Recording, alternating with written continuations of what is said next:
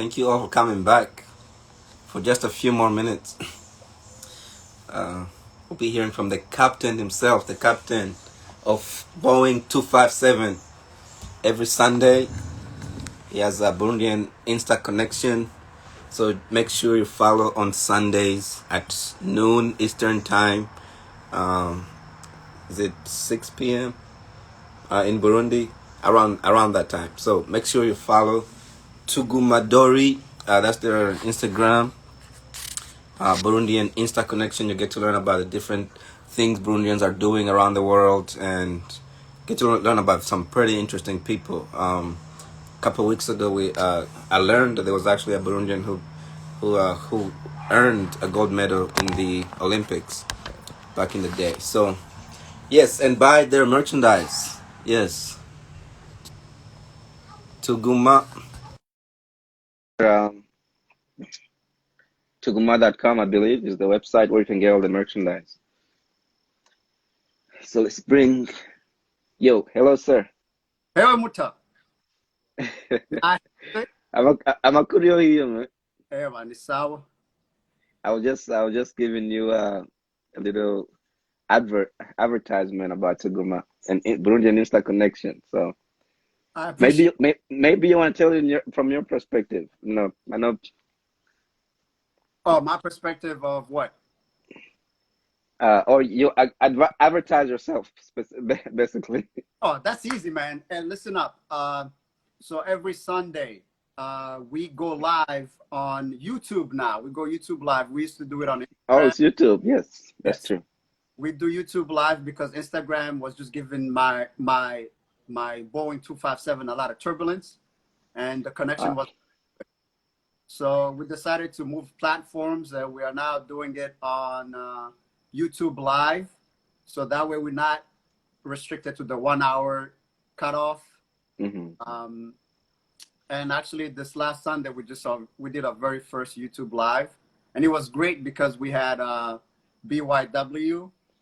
So I'm pretty sure most of the people on here right now are from BYW. familiar with, yeah, Burundian Youth Worldwide, Mm. and they have a informational session this Saturday on the 27th. Yep. What time is that? It will be hosted by Annie Di. My colleague will also be there. My Rainbow will be there presenting. Yep. So Yep. yeah, Burundian Youth Worldwide. Learn more.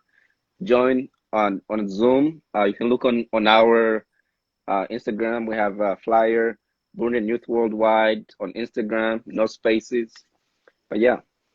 Yeah, and just to add on to that, make sure if you're whoever is gonna um, be watching this later. I don't know if you're saving this or not, Yeah. but uh, donate.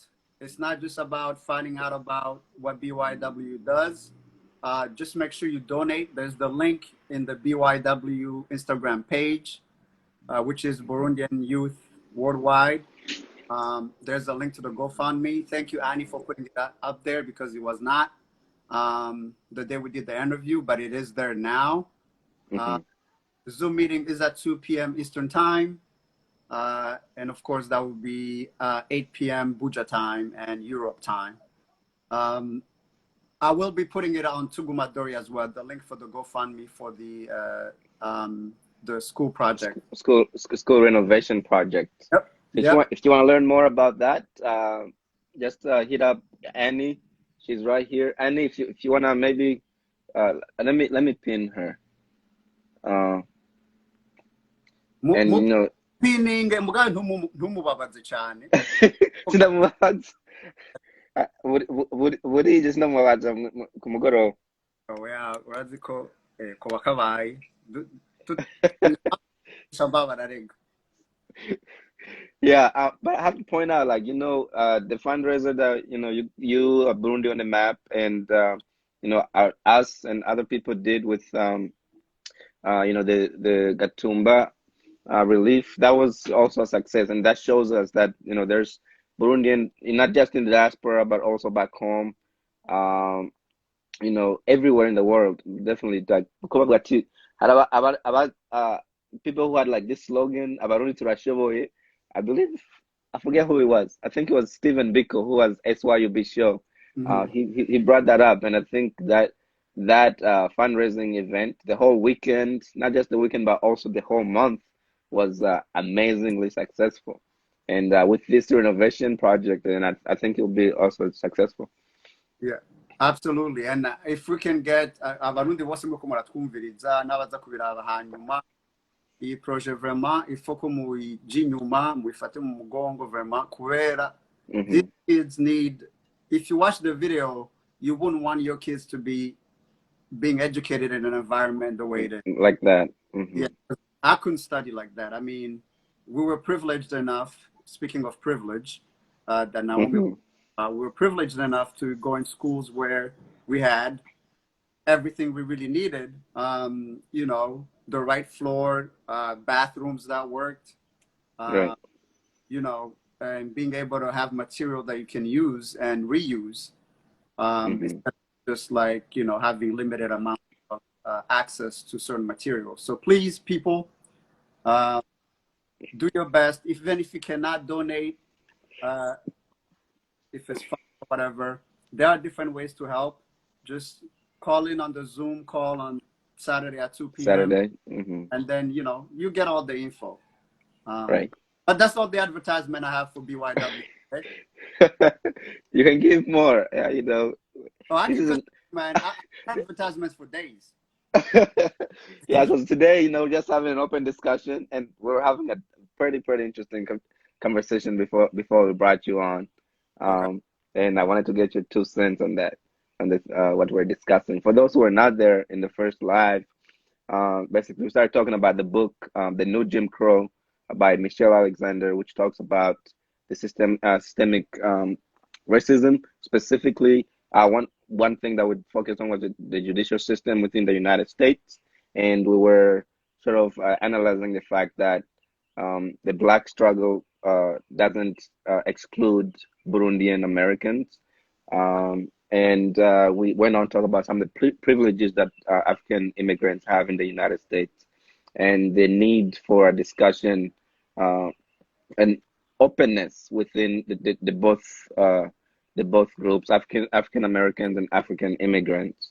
Um, so yeah, your 2 cents on that discussion. All right. So where do I start? Oh, let me just first respond. I don't know. Mani Diho 143. I don't know which link you're talking about. Is it donation link or some other type of link? Yeah. Annie, Yeah. do you want to? Okay, there it All goes. right. Cool. So my 2 cents. So let me just talk about my experience, so that way I can kind of connect everything that Naomi was talking about. I Hmm. missed the beginning, but I caught the ending. So coming in the U.S., I came in '94, April Hmm. 20 to be exact, at Dallas Airport.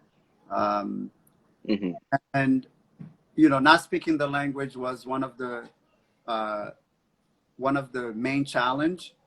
And going to school, which, you know, I didn't go to school right away. We came in April, and we did not actually go to school until August or September, the beginning of the school year. Um, so there was that initial struggle of, one, I couldn't communicate. Hmm. Two, you know, nagiye nambaye amabubu kwishuri. Umva, I'm still, you know, I was African to the root. You know, that's who I Right. am. And I think that's a shared experience too Yes, that's a for shared. a lot of us. Most of the, you know, Africans overall that come here, it's harder Hmm. for people who don't speak English. Like, English was not part of the languages we learned at the time. Hmm. Um, so um, having to go through that, where I felt that there would be a connection with African Americans initially, because that's the only people I could relate to. But Right.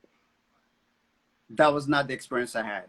Um, I was teased. The people who teased me the most were African Americans. So, you know, calling me all the names that you can think of. Um, Hmm. but my response, so my older brother spoke a little bit of English. So he Hmm. taught me 3 words: no, yes, thank you. Okay. And anytime That's somebody all asks, you have to survive by. just say no. sivyo icyo bakubaza cyose uvuge no. Bon. And then so they would come and start talk to me and say stuff, and I would just go off in Kirundi because that's the only way I knew how to respond. I never told my mom this, and I know my mom is watching. I saw her log into this, but it's one of those things that I try to figure out on my own. And over time, really at the beginning of my school here, I really had a resentment against African Americans because the way they treated me, you know, while I was at school. I felt they didn't really want to get to know me, and I couldn't understand why.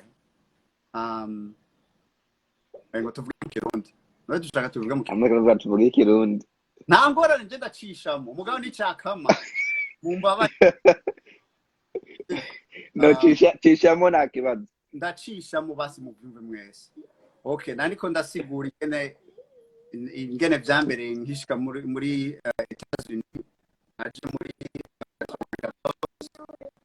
bashikira nja mu ishuri ntaco nza nzi indimi ndazi ikirundi n'igifaransa. Umva mukuru wanje wanyigishije amamo atatu yari no, yes na thank you. Umva abana baza bakamvugisha ikintu n'ishuri cyambere navuga no, kandi abo bana bancokoza cyane barabanye abirabure b'abanyamerika nyene.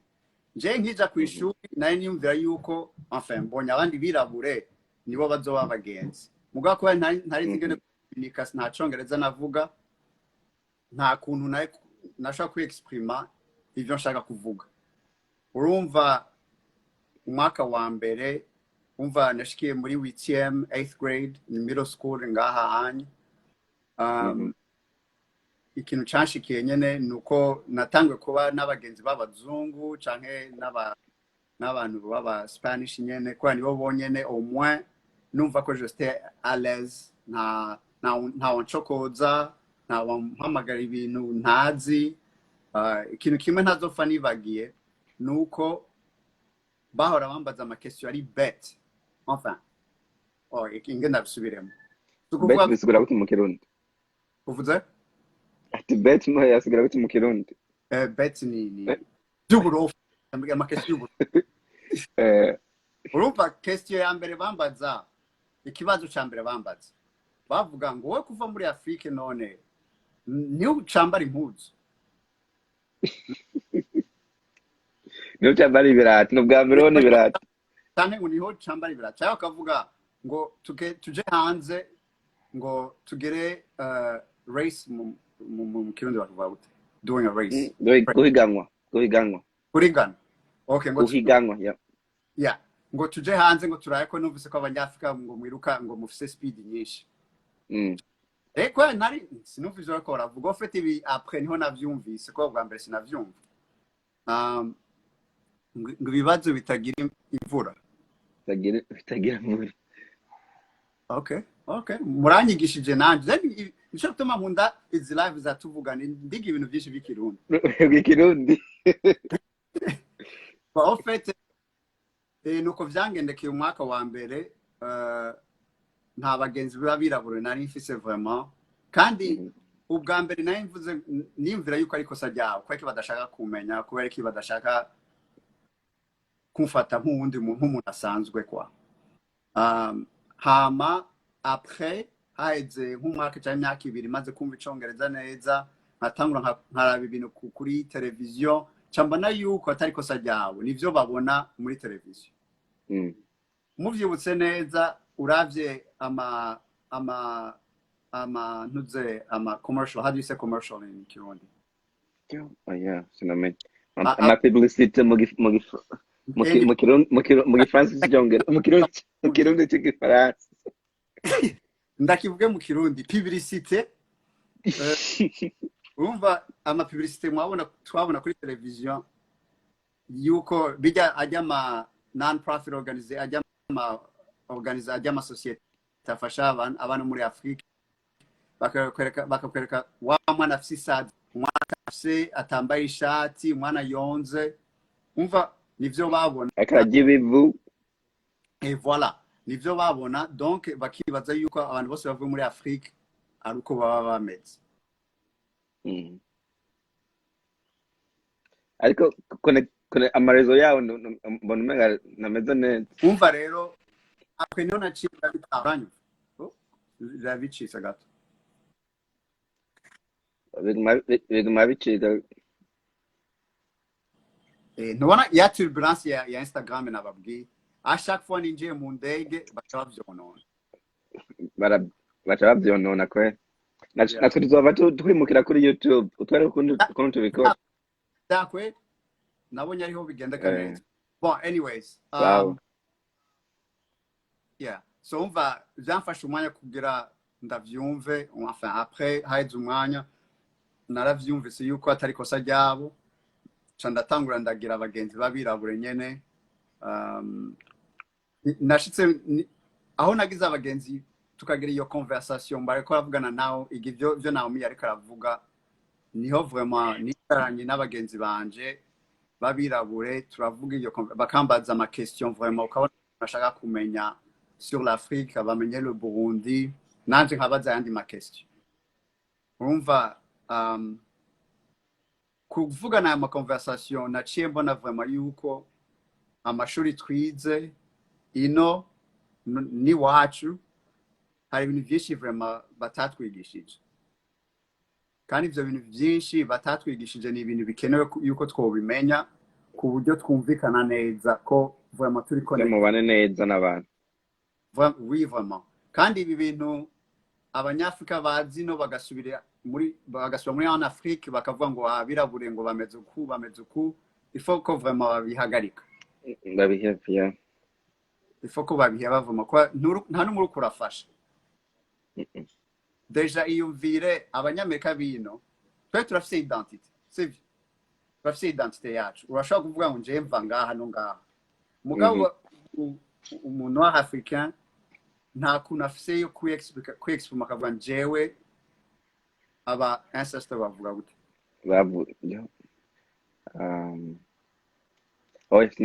Sinomenya kunye niba abarundi bari ngaha badufashe ngaha. mudufashe sha It's at the tip of my tongue. Ariko kiranjanye. naco kiribuze kuvuga ko kiva kure kiribuze kugushika nangora. Okay.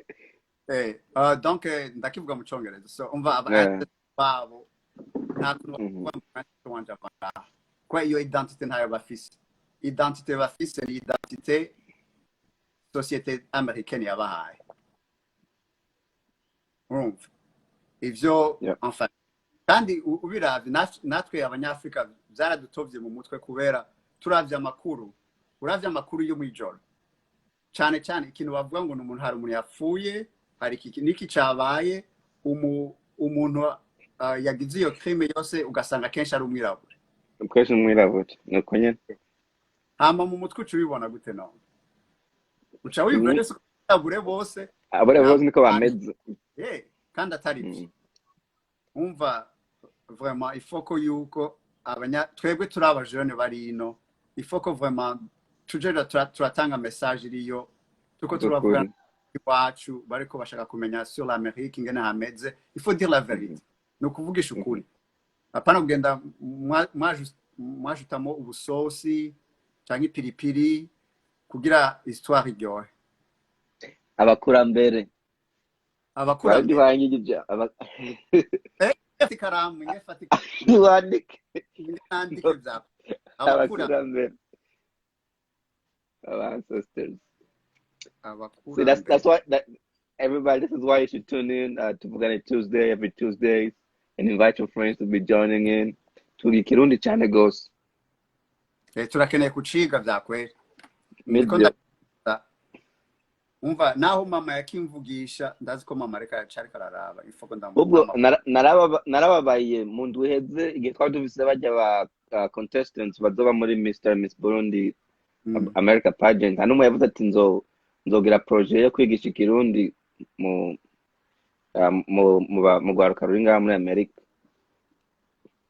Ntaco peut-être abakurikira bazobigira ariko ntubimenya burya nibagize ni yitwa Yvette nuya yavuze ngo ashaka kugira ibintu bya ama scholarship n'ibintu nk'ivyo ndibuka izina ryewe ariko yari project ko ari nziza Yeah, cyane. yeah. So yes, Annie dusigura mu Kirundi ibyo Annie yavuze. Okay, ngo avuze ngo mana we ngo kwigisha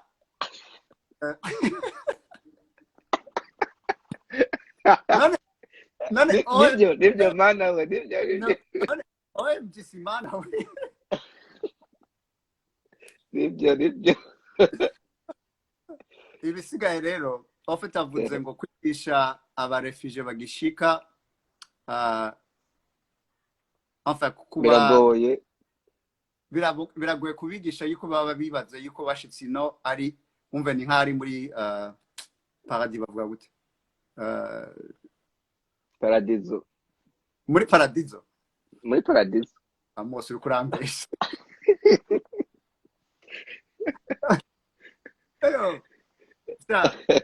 okay nguyu mama aratubwiye ngo ni impunzi abarefugee abarefugee ni impunzi impunzi uwo ni mama uti ntambu urakomeye. Okay, voilà. None so hari kibazo nako ndiyumvira mbere ko tujya kuri cya Annie bari kuvuga kuntu dukwiye basically kugira guhindura image twerekana igihe dusubiye iwacu, dusubiye mu Burundi. But none so kubera ari abantu bazino bagaca bahinduka nk'uko abirabura ngaba bameze, but rimwe usanga bahindutse muri rya how do I say, they take on the same identity. Sinzi ko nahuye nk'uko abo muri Afrika babibona ku mateleviziyo cyangwa uko tuzi no twiyumvira. So what do you say to those people? Because rimwe barashobora kuvuga yuko kuri bo ni nka identity bafashe kubera aho bari bivuye ku byo babayemwo. So bavuga yuko kuri abo bariko baratakaranga canke tubigenza buri twerekana yuko ku bwanyuma si bibi kuvuga ati like take on the experiences and culture canke some of the things that you know where you find yourself.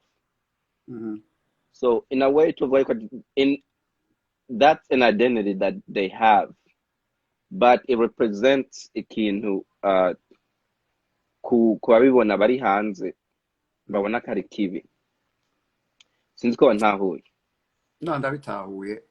Ndiko ndiyumva. Enfin. Ivyo ndiko ndiyumvira ingene ndabishura mu Kirundi kuburyo ndiko ndavyumvira mu ndimi nka zitatu.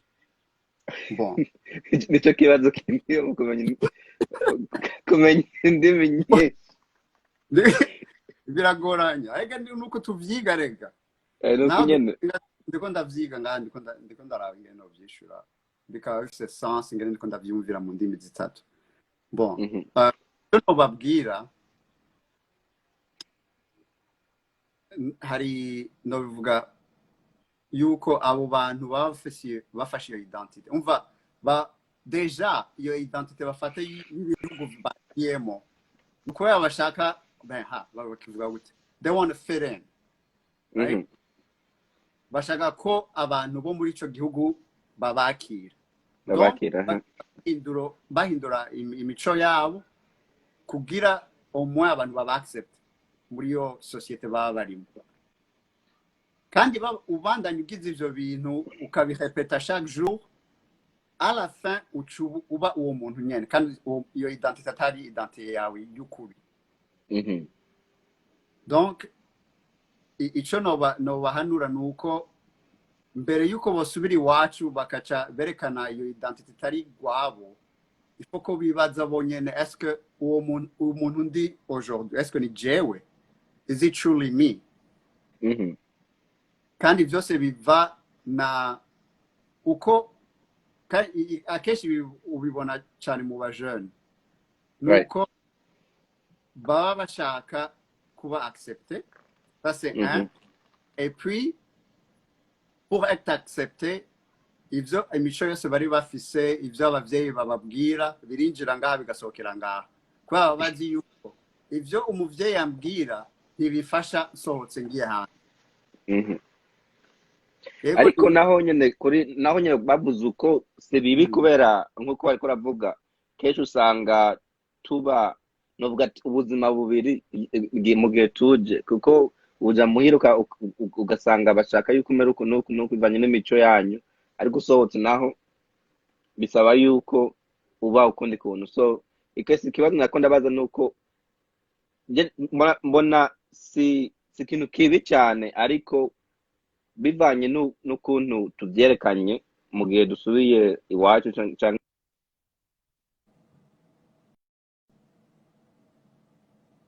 urakwerekana ijya image uri kuravuga yuko tudakwiye gusubiza muhira. Je novuga yuko nk'ubugiye nasubira ndabibo kandi nabibonye hari abagenzi mfise basubiye Bujumbura bakagenda what's the term in Kirundi?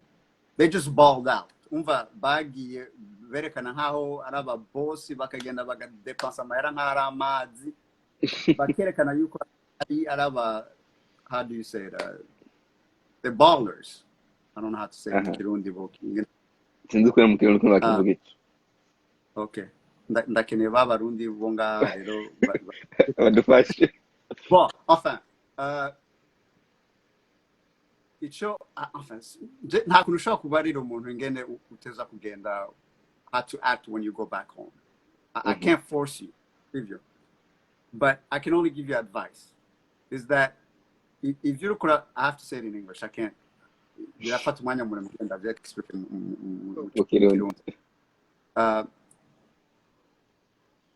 Do not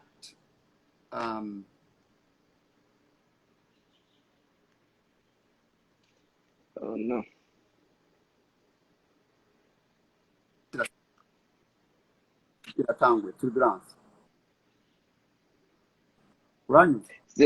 Nariko nibaza ko biva kuri jewe ariko mbona nyene wari kuranyumva cyane byakatitse nk'umunota cyangwa amasegonda make. Okay, so all I gotta say to those people, my people, when you go back home, please do not project an image that you are not. Okay? You want to show that you made it to America, great. You made it to America or Europe, wherever you might be. But be honest with yourself. Be true to yourself on who you really are. And if you are projecting the wrong image, that will never change how people think about the people coming from the diaspora. And you're really creating a bad image for those of us that are coming from the diaspora. Because I've had conversation when I went back to Burundi, and the image they have of people from the diaspora that they've encountered is that we come to show off and then we leave. Right. Show off and then we bounce because we know we're leaving. We're not staying in that environment. We're not staying there. So just realize that you are affecting people's perspective of who we are. And you really are doing a disservice to not only the diaspora, but also people in Burundi. You are giving them a false reality. Because then their whole goal...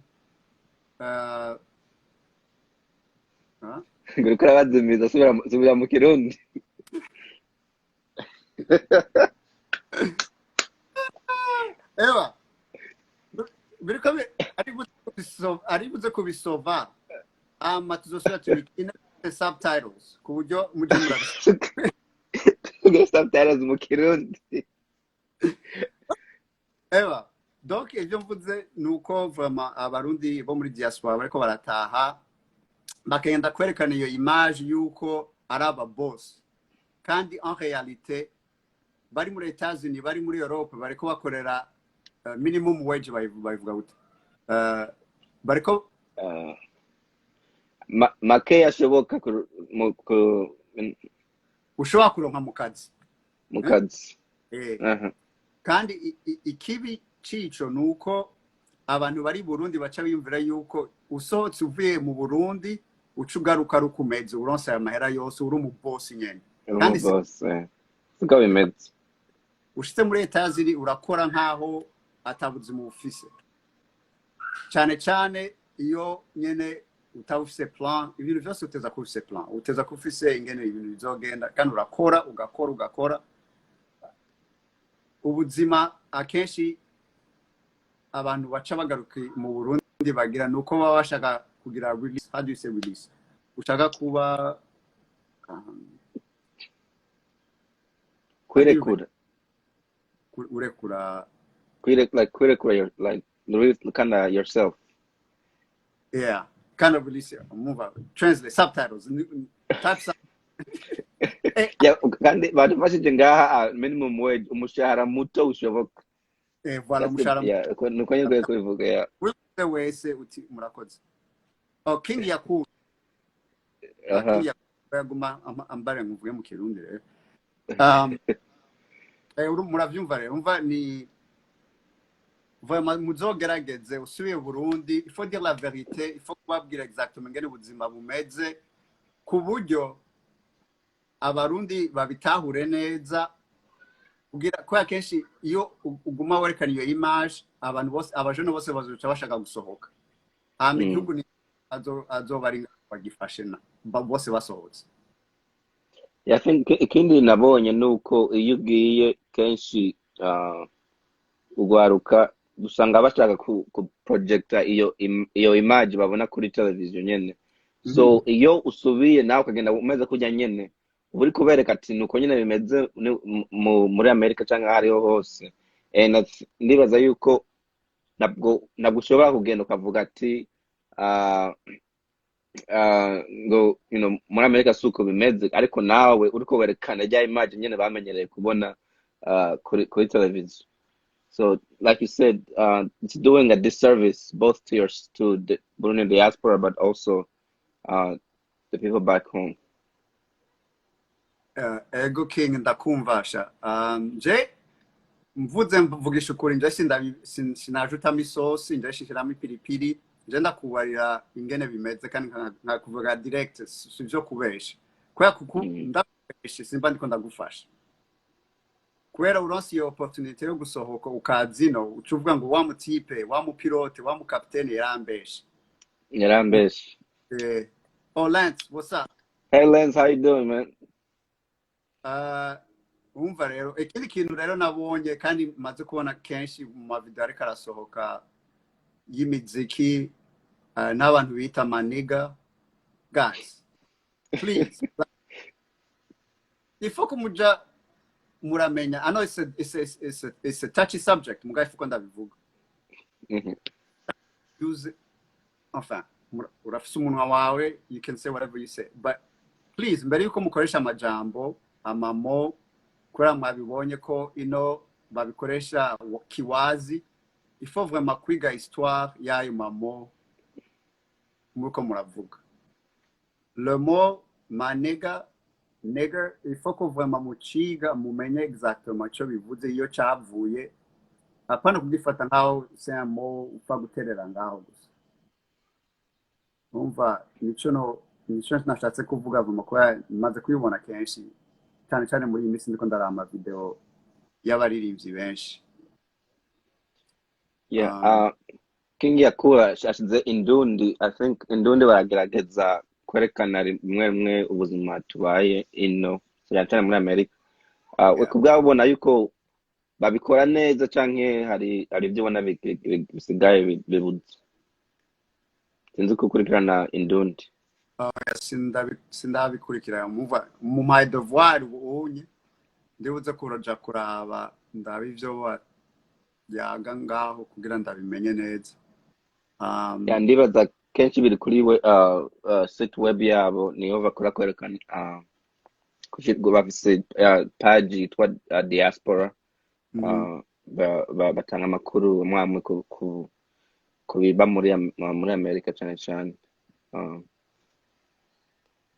none ndakubaza ya Mose we ego wege wasuye i Burundi ibi hari abantu bakubaza ingene Etats-Unis imeze canke bakakubaza ama question ngo wowe uzobatumira ryari kugira bashike ino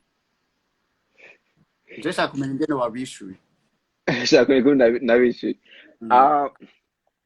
no byabaye gake si cyane ariko kubwanje kuko abo twagendanye cyane n'abantu novuga ati benshi barafise imiryango cyangwa abandi bagenzi bari hanze y'u Burundi, so cyane cyane so baratahura novuga ati baratahura ubuzima tubayemo, ariko umuntu ambajije uko ati nzobatumira oya mbere simbeshe nje nibuka hari umuntu yambajije ati byogenda gute kugira baze muri Amerika.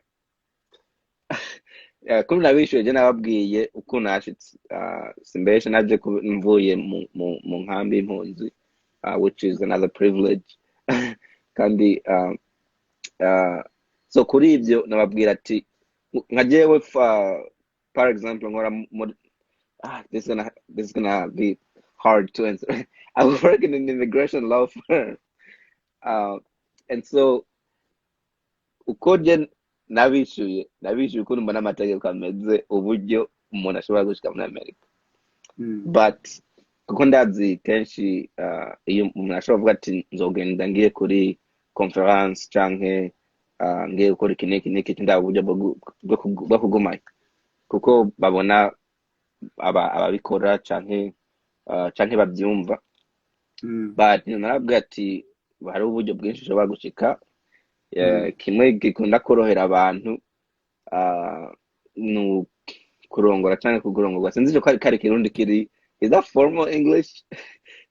I mean formal kirundi kurongora cyane kubakana n'umuntu, I guess bakana niko ndakivuze mu niko kivuga abazi kirundi neza badufashe kwera ico kintu je kirakunda kungora kuko ndenda kivuze kurongorana ubumenga ni gitutsi kubera ndazi ko mu Kinyarwanda ari gitutsi. Ngo yes, it's acceptable. It's acceptable. Okay, good. Okay, yeah, so it's acceptable. Is it acceptable? Is it the proper way to say it? Is it the proper? What's the proper way to say it? Kurongora uko. Okay. Okay. Yeah, so that's ikintu cya mbere. Icya kabiri hariho ijya diversity visa. Sinzi ko mumfasha mu Kirundi icyo kuntu gusigura diversity visa. Ni Rona.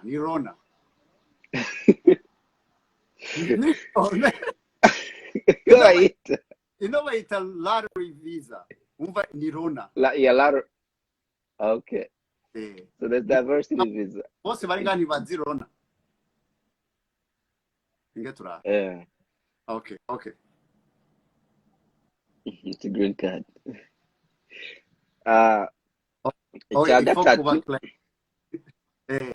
Bo iyo Rona ni iba batanga nkeya kandi biva n'ibihugu baba bashaka yuko boronka iyo Rona. Sivyo? Umva ingene bari Congress mu Cyongereza kivuga bami mu Kirundi wokivuga Congress inama nshingamateka. Okay, uko bivuze ndani batukonye mbo nibo bakane baratora bakavuga dukene tuzotanga 15,000 diversity visa uzorona iyi baba yuko bozino muri Etats-Unis.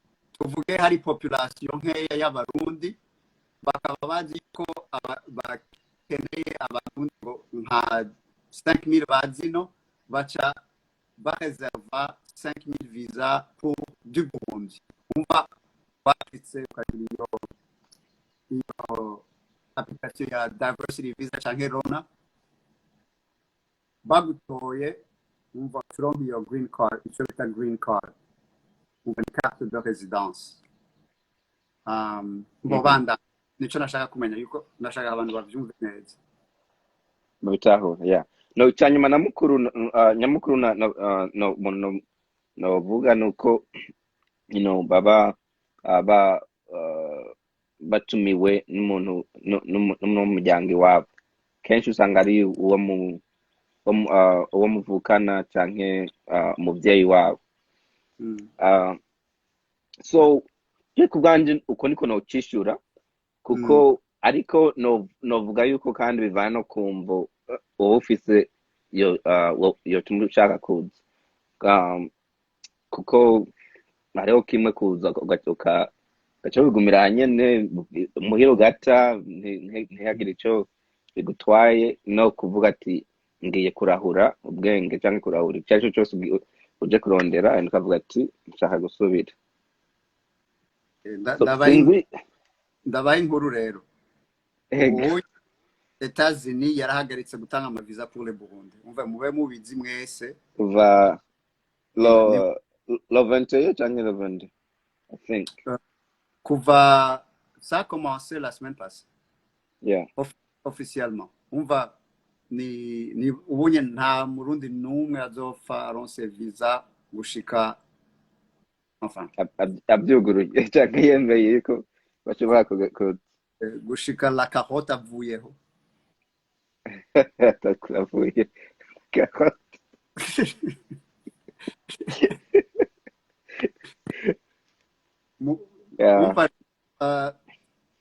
Ikindi no kubaza nahifisa kandi kabaza baza ça m'a échappé. Kujyanye biranjanye kandi naye karakabazo ko gukurikira ibinyene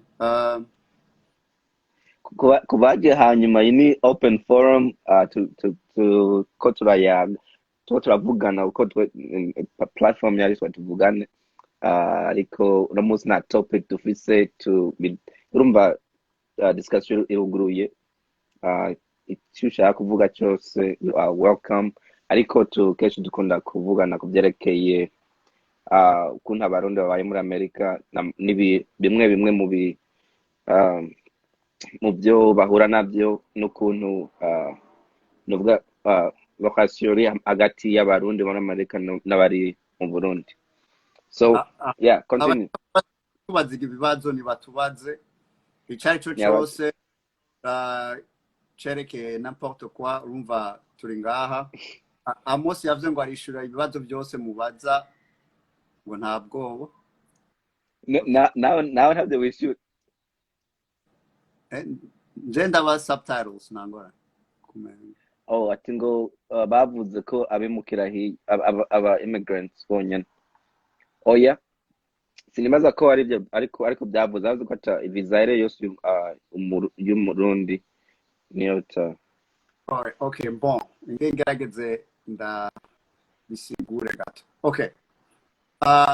Ico le ordre bakivuga gute, the order, how do you say that? Bon, ordre batanze la carotte ya ordre ivuga yuko abantu bose bariko barapika bashaka kuza aux États-Unis iyo bari vacances harimo ama exception abashaka kubino kuronka carte de résidence yuko niba bari hanze umva ntibarashika aux États-Unis nizo bari ziri disponible. Mugabo uri deja aux États-Unis aba waratanguye iyo procès yo kuronka carte de résidence abo nacu umva n'abantu batarashikira. Sinzi niba tukwishuye ico kibazo umva nuko. Nibaza ukishuye neza. I think exception hari abakozi ba leta baje ku manama mpuzamakungu like kuri oni.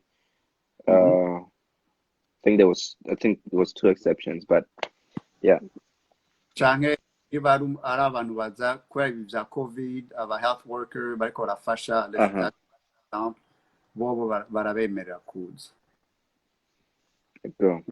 Niba wari hagati yo kwapika ubunye ibintu byose ni ntuzotanga amahera ya application nico no babwira gusa. yeah. nta n'umwe afise akabazo ngo Amos Numva ufite kamubaze. akabazo ko kabazo jewe nawe tokubaza. Arega ubunye ko ari wo you on top, you the boss man. Yewe ariko nawe ndibaza ufise inyishu na ntuhave uyitwima. Ndabaha inyishu muga inyishu yanje officiel. Sawa, nandi kubera ndiko mva ku ruhande rwa tuvugane ndaza gutanga inyishu officiel nyene cyangwa diplomatique. Voilà. Je suis un diplomate. No, ariko Tubaze rero actually ariko okay, bandanje nagomba kubaza ikibazo but tubaze.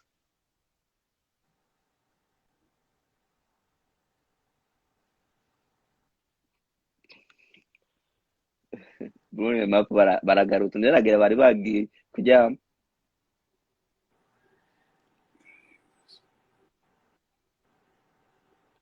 Avuze ati scenario uko muri babiri murasubiye i Burundi, gusubira muri US is not an option. Mwokora iki mu buzima bwa misi yose? Arabajije ikibazo nyine. okay, Jaco. Wacyumvise? Je kubwanje sinzi kweri. Sinzi ko byoshoboka noraba umwuga niga mushasha kuko I think it's numva novuga ati bimeze nk'ibibabaje gatoya kuba nabise undi mwuga novuga ati naranonosoye nkuko naranonosoye ibindi byigwa nigiye, but nibaza kuko ukuntu bimeze bwamenye no kwiga undi mwuga mushasha. Icya kabiri je ndibaza tubandanya tuvugane tuvugane yobandanya no mu Burundi kuko ndibaza yuko kuyaga cyane cyane kubihuza abantu ni na byinshi usanga abantu bahura bituma bifasha kugira tubeho neza. Andazi ko ariho yaga Burundi bakora almost the same thing, but maybe turaba ukuntu twakorana,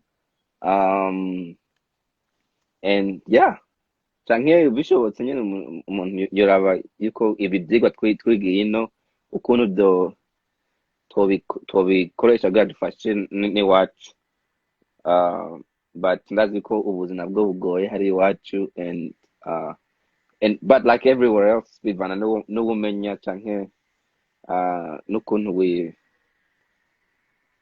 You sell yourself. Abazi Kirundi. Sa?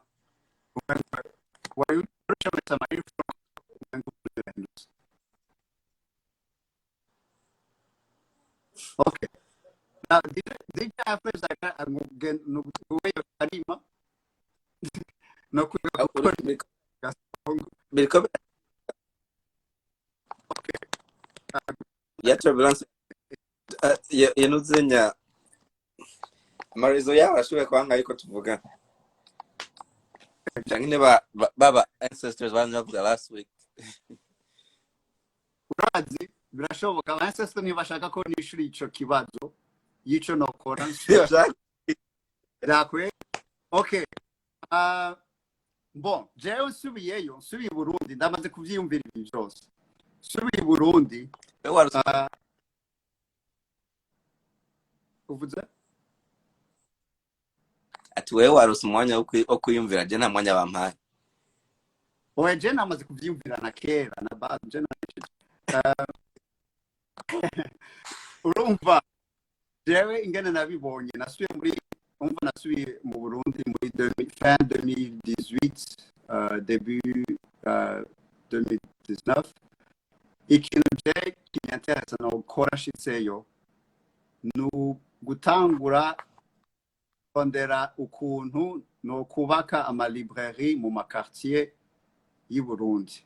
Ikintu nabonye shitse mu Burundi nuko ibarabara ryose chaque quartier bafise hama barre shika 2 3 4 5 ibarabara rimwe rimwe rafise ububare mugabo uraje ukabaza none abana baronka ibitabo byo gusoma gute ego ivyo ndabuka nkiri umwani mu Burundi twarakina hanze umunsi wose mugabo ubunye ko ndabibona kwirirwa ukina hanze ni vyiza ego pour la santé ni vyiza mugabo il faut aussi gukoresha kubafasha kugira bakoresha umutwe wabo nje ikintu nokora no gutangura moyen ikintu aho notangurira norondera ikamyo ikibus apana ikamyo bus nkayivida yo nkahinduramo librairie ce sera une librairie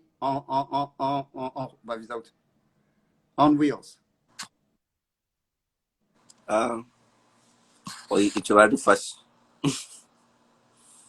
umva nivyo nico cyambere nogira vraiment no kurondera iyo bus nkayikuramo intebe zose ku buryo noshiramo ibitabo nkaja ndaja mu makati yari different nkafise ibitabo birimo vyigisha abana ibintu bashobora gukora en dehors de leur environnement ku buryo botogira bomenya moyen yo gutangura ibintu eux-mêmes bakaba innovative. How do you say innovative mu Kirundi? I don't know. Hagi kudufasha. Kandi ivyo bitabo nje ico nogira norondera ibitabo birimo abana babirabure kubera ifoko bibona mu bitabo. Kubera kenshi ibitabo twabona kera ibitabo vy'abana harimo abazungu gusa.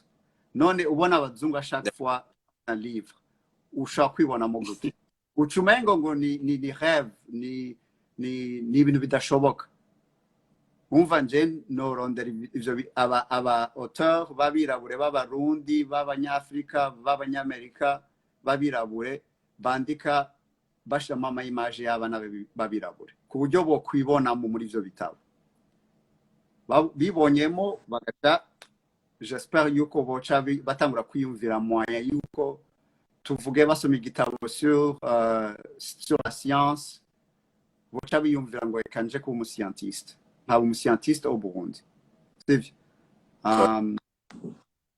umva nico kintu cambere notangura gukora ko deja no let's plug right now no koresha abagenzi dufise kuri BYW bamaze gutangura ibintu biri presque parallèle asa ku buryo twofashanya tugaca tuvyubaka neza tugatangura gufasha ugweruko nyene gwabo bana nabona mu makartier birirwa bariko barakina kabumbu hanze ivyo ndavyibuka twarabigina na kabumbu k'amasashi mugabo vraiment gukina kabumbu k'amasashi umunsi wose hama abavyeyi bari ku kabare sivyo vraiment il faut yuko abana barondera hindi moyen yo gukoresha ayo masaha babiriwe hanze tukazana iyo bus tugahagarara kuri quartier nyine twata mu Nyakabiga ko yari wacu mu Nyakabiga 3 10e avenue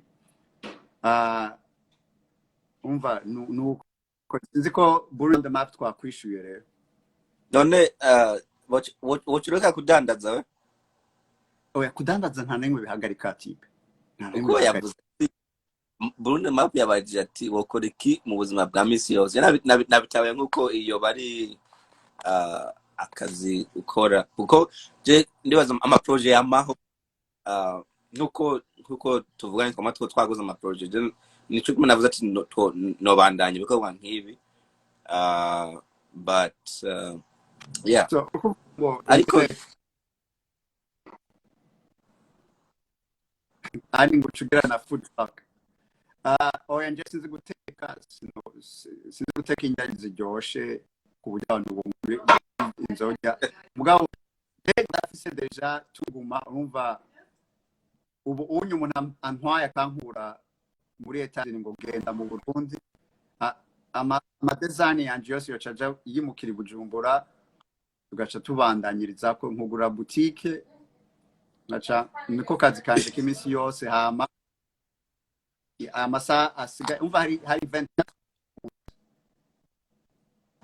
8h 9h amasaha 8 cyangwa 9 mba ndi mu boutique yandi masaha ndi ndakora iyo projet.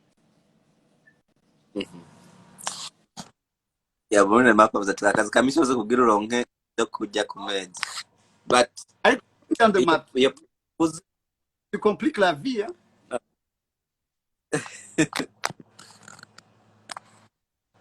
Yeah. Basi nje. Big Mike kuchika no musi kweli. Yeah. Muko nabivuze nje naho ntoba nafise boutique ndafise ama design ndashaka kugenda deja ndafise abantu nzi Bujumbura dushaka ku imprima ama t-shirt twaja kubarabara rero utangurira no muri ville fise ikarton n'ikinga nkagenda ndagurisha mu barabara n'uburo Ndagurisha kwibara.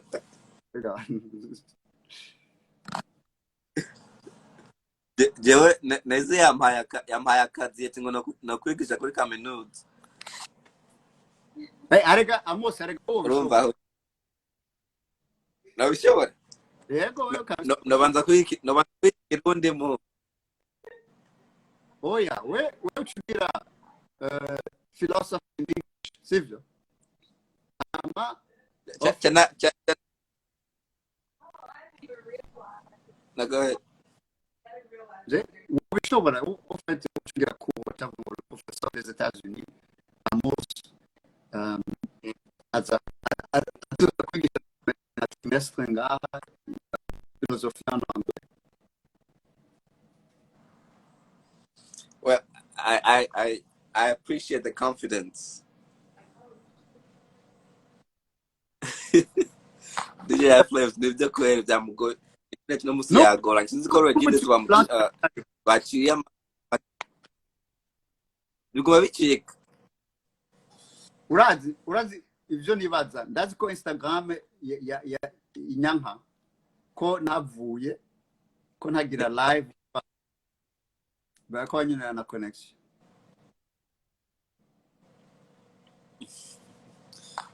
Wi-Fi yakugoye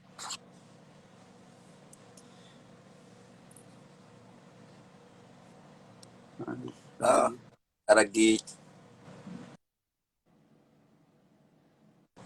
wenda chari nga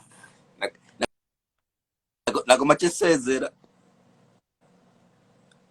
baguma kugira nka Burundi one map bakublock. Yo DJ iFlames sindi kuri Wi-Fi ba naikuye ko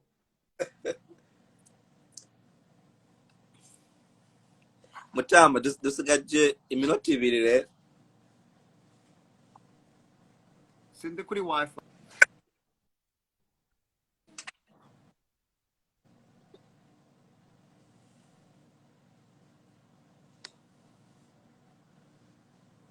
terrible. Reka mve ko kubera dusigaje iminota 1 dusezera kweri mbona byagora ego nje ariko nibakureke bari kati ngo kukeneye 5G.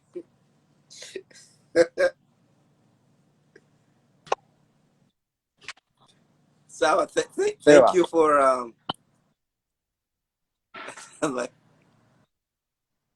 sha Dori nibakureke limiteri nayo najuse yandi mainite mugabo vyanse umva nta kundi vraiment gena muri connect, that's where it's at. kandi bavuga